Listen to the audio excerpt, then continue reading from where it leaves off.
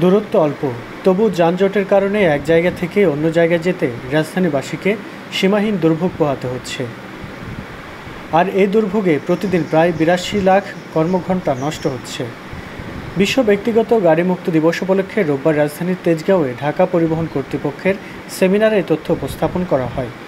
ব্যক্তিগত গাড়ির পরিবর্তে গণপরিবহন ও নিরাপদ হাঁটাকে উৎসাহিত করতে এদিন সকালে হাতের ঝিলে সাইকেল র্যালির আয়োজন করে ডিটিসিএ।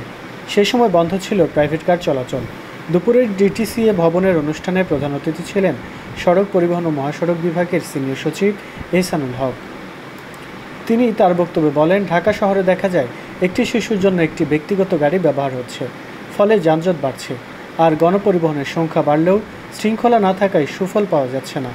একটি সড়ককে যেন সপ্তাহে একদিন গাড়িমুক্ত রাখা যায়, সেই জন্য সিটি কর্পোরেশন ও ঢাকা মেট্রোপলিটন পুলিশের সঙ্গে আলোচনার মাধ্যমে উদ্যোগ নেওয়া হবে।